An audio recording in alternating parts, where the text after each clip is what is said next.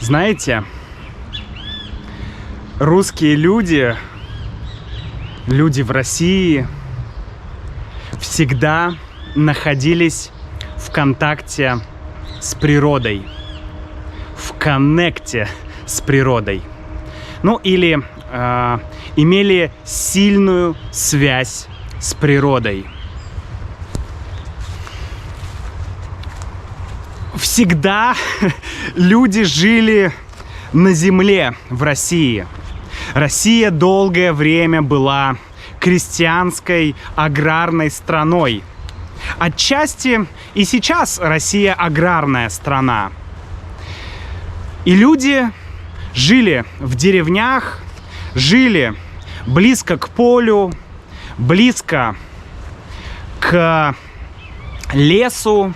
В поле они работали, в лесу они добывали себе дрова на зиму, чтобы топить печь, собирали грибы, ягоды, ну, возможно, охотились и ловили рыбу. И даже сейчас, даже в 21 веке, люди в России, да, наверное, и во всем мире очень связаны с природой. Как приятно поют птицы. Просто обалдеть. Дело в том, что практически в каждом городе России есть доступ к природе. Ну, в Москве с этим тяжелее.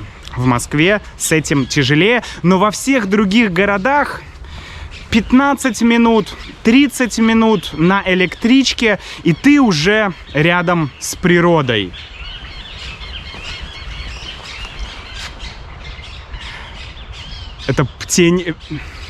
Это пение птиц просто восхищает меня и наполняет меня какой-то гармонией, потерянной гармонией.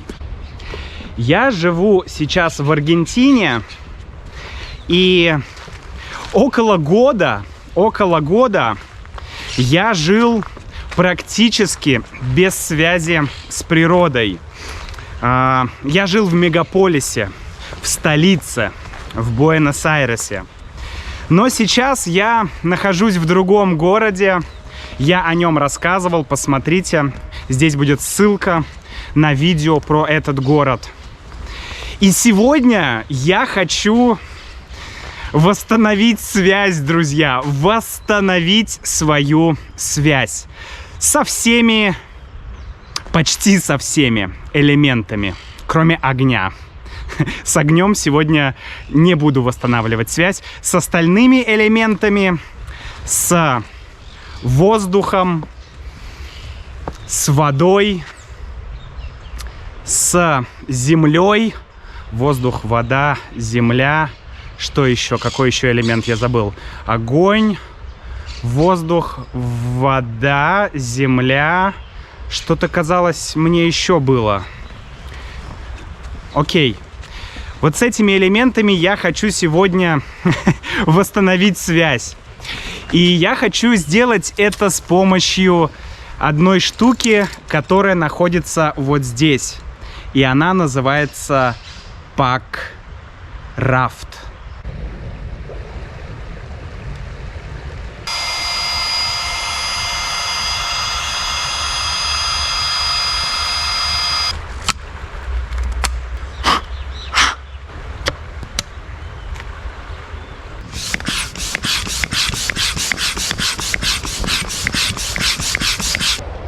Я накачал Пак-Рафт и собрал весло.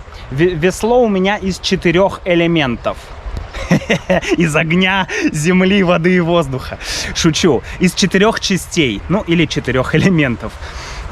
У меня уже было видео, где я испытывал подкаст и где я плавал на нем по бурной реке Лимай. Кстати, она здесь рядом, эта река. Что нового у меня появилось за это время? Прошел ну не месяцев, блин, не знаю. Это было лето в этом полушарии, то есть это был декабрь, а сейчас у нас зима. Но в том полушарии лето. Блин, сейчас у нас тоже зима, но это было зимой где-то 8 месяцев назад.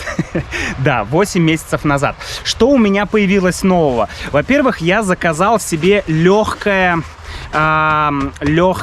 сиденье. Оно реально очень тонкое, очень легкое и более компактное.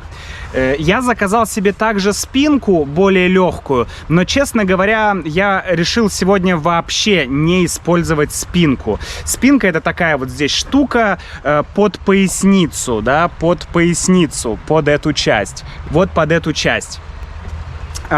Еще из нового у меня появился насос, вы его видели, маленький электрический насос, чтобы быстро накачать лодку. Правда, все равно потом приходится докачивать обычным насосом. Тот насос не может полностью накачать Packraft.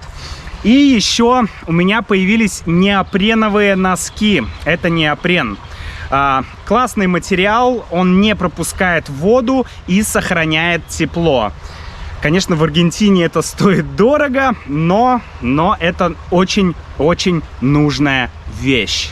Я решил снять свое пончо и убрать его.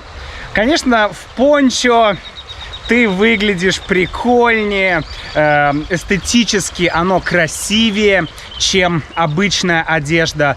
Но если я перевернусь, если я окажусь в воде, то пончо быстро намокнет и не даст мне двигаться нормально. Поэтому это просто неудобно и небезопасно. Поэтому я надену обычную одежду. Ну вот как-то так, друзья, я уже сижу в Packraft. Честно скажу, немного страшно. Я 2 раза переворачивался уже, у меня был опыт. Больше я так не хочу. Вода сейчас ледяная, не знаю, градусов 5-7, не больше. Температура воздуха градусов 10-12, в принципе, нормально. Ну что ж, с Богом!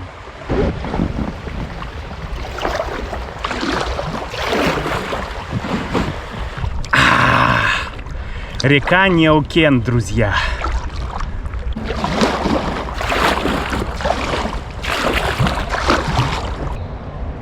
Течение довольно сильное.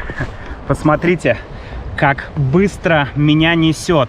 И я не гребу, Я попробовал развернуться и грести против течения, но на Packraft это нереально. Я стою на месте, или я нахожусь на месте, если я пытаюсь плыть против течения. Это невозможно. Но по течению плыть очень приятно. Даже не нужно грести. Ну, пока, конечно, я не встречу какие-то препятствия. А я уже вижу одно препятствие. Вот оно, препятствие. Уже начинается. Это прелюдия. Но здесь все хорошо. Видите, вот эти стволы деревьев в воде. Вот главное туда не попасть. Там можно перевернуться, поэтому нужно проплыть мимо них. А дальше вот там начинается поворот. И вот там часть города, я ее знаю, там находится смотровая площадка на реку. И оттуда видно, что вот этот поворот, там на этом повороте очень сильное течение. Там есть какие-то камни, еще что-то. Короче, очень такое неприятное место. Надо там быть очень осторожным.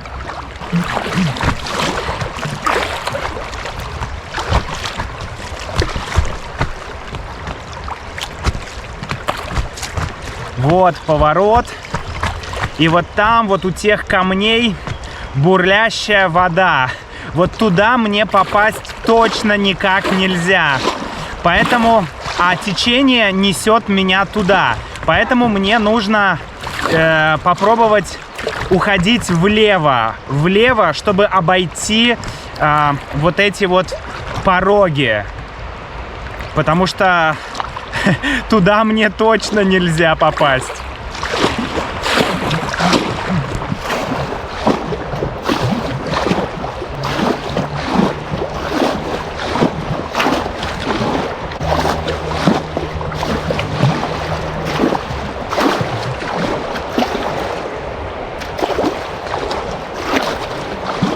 Ура! Ура!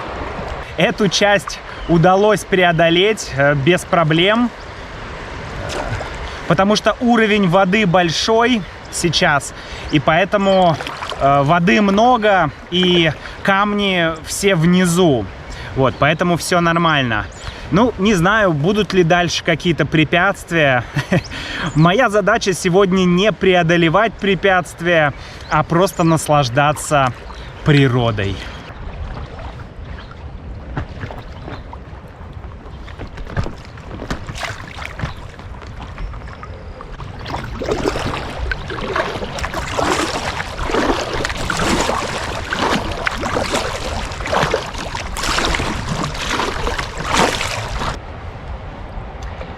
На самом деле, сегодня я вышел на воду не потому, что я хочу как-то экстремально покататься по каким-то порогам, да. Нет. У меня достаточно короткая прогулка сегодня, прогулка на Пакрафте, где-то 7 километров, вся прогулка.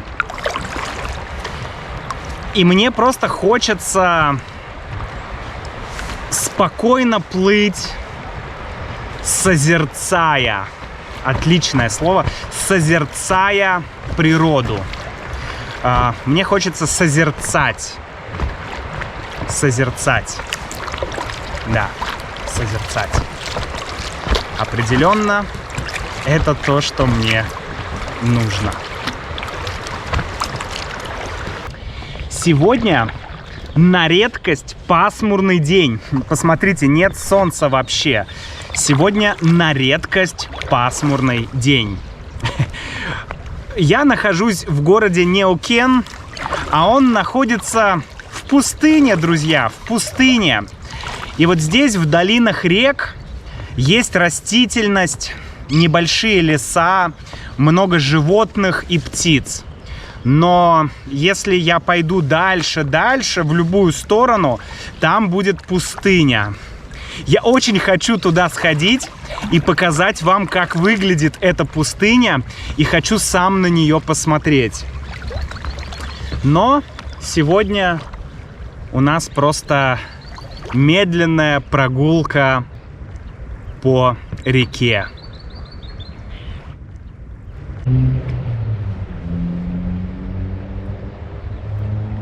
Лошадка, привет! Привет, лошадка! Не уходи, лошадка! Не уходи! Побудь со мной! А вот на том берегу, видите, на противоположном, какие-то домики. Но это даже не домики, это просто какие-то строения, где живут люди. Ну, такие места здесь называются виша, то есть трущобы. Вот, бедное население живет вот в таких вот домиках прямо на краю реки. Ну, к счастью, в Неокене не так много таких районов. Вот, и большинство районов, ну, то есть, как-то здесь этой проблемы она как будто меньше, чем в Буэнос-Айресе, например. Меньше людей, которые живут, блин, вот так. Охренеть, ребята, охренеть. Вы только посмотрите на это. Просто так, во-первых, мне надо плыть дальше. Оп-оп-оп-оп-оп-оп-оп-оп-оп-оп-оп-оп. Так, я застрял. Я застрял. Я застрял. Заговорился, блин, заболтался. Вот так всегда. Заговоришься, заболтаешься, и потом все. Так, нет, ну кажется, я тут уже... Кажется, я уже тут не выберусь. Ладно, что делать? У меня же неопреновые носки. Что мне бояться? Чего мне бояться?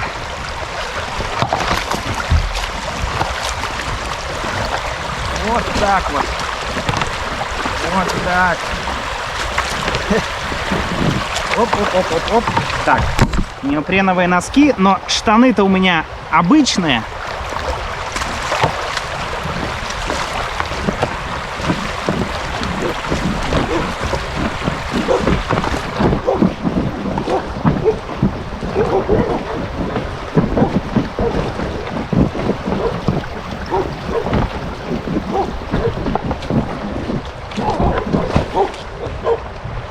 Какие-то собаки тут. Им точно не нравится, что я приплыл. О, так. Посмотрите, сколько мусора, да? Что-то горит. Вообще кошмар. Вообще кошмар. И это прямо у реки. Как это вообще возможно, друзья? Я первый раз вижу такое место в Неукене. Так, оп. Оп. Давай, давай, давай. Так.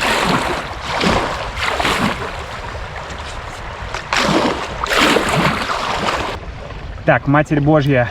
А это что еще за провод, который висит прямо над рекой? Ой-ой-ой. Ой-ой-ой. Что это вообще такое? Кто-то живет на этом острове? Так, так, так, так, так. Ух. Блин, страшно. Хрень какая, а. Я думаю, что это, скорее всего, самострой. Что называется самострой или, может быть, захват земель. Короче, когда люди просто селятся где-то, начинают где-то жить, и, ну, и просто все.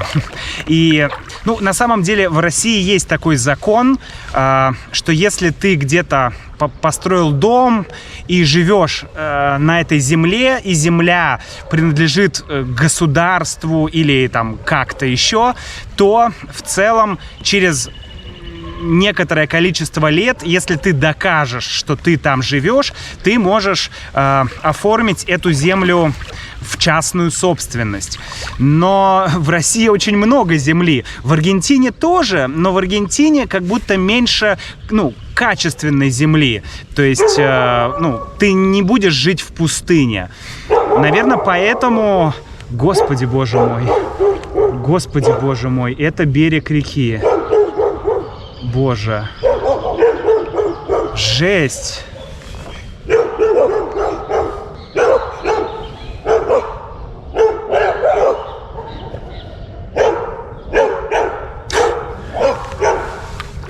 Нет, я, конечно, не думал, что увижу такое. Друзья, если вы из Неукена или из Аргентины, можете объяснить, что это такое? Почему так много мусора? Что вообще происходит?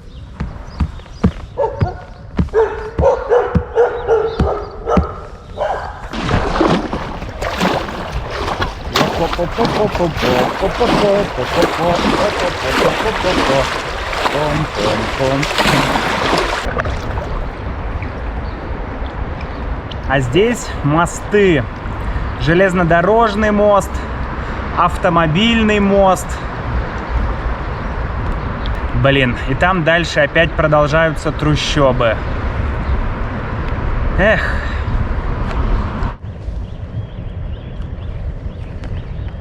Да. Как-то меня немного загрузило это зрелище. Как-то заставило немного задуматься о том, что, ну, ты такой вышел на Покрафте кататься, красивая природа, ты такой смотришь на нее, и вдруг ты смотришь в другую сторону, а на другой стороне, вот как здесь, везде мусор, грязь. Ну и дело не в мусоре и в грязи, а дело в том, что, ну, блин, люди живут в таком, люди так живут. Это не открытие для меня, друзья. Нет, я не в первый раз увидел бедность и грязь, мусор. Нет, конечно, нет. И в России такое есть.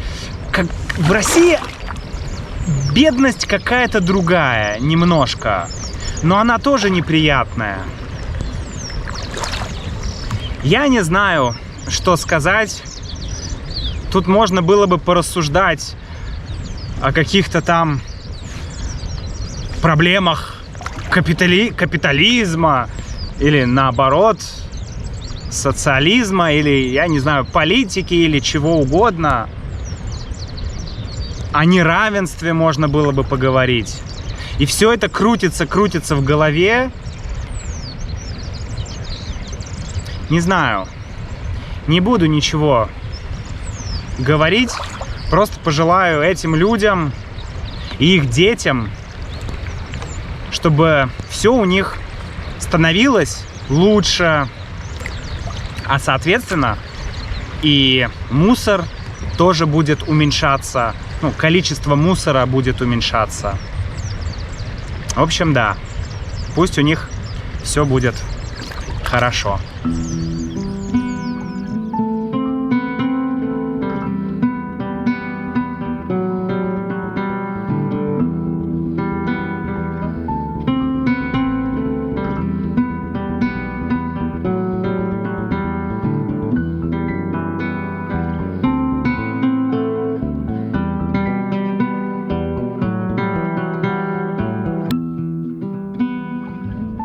Ура! Я на суше! Я на суше, друзья! Я остановился в таком красивом месте, чтобы отдохнуть немного и перекусить. Сейчас я вам покажу, что у меня есть. О! Так, во-первых, у меня есть термос с матой, я не брал. У меня термос с чаем. И, конечно же, аргентинские сэндвичи, ну и еще печенье.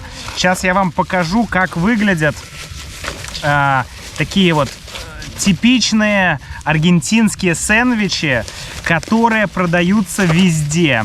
Честно говоря, где-то год мы боялись их пробовать, но потом мы попробовали, и в целом мне они понравились.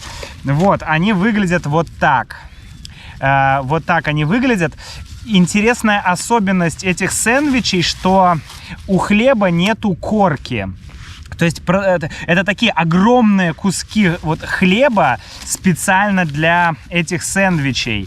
И абсолютно нету корок у хлеба. Вот. И сэндвичи выглядят, ну, вот типа вот так вот. Ну, просто я его покупал вчера, он сегодня выглядит не очень хорошо, но в целом они довольно вкусные, хотя тут есть майонез и не очень понятный хамон, то есть ветчина. Насчет пользы этого сэндвича сказать ничего не могу, но в целом он достаточно вкусный, есть везде и, ну, для перекуса сойдет. Нормально. Ну а я с вами прощаюсь. До встречи в следующем видео. Пока.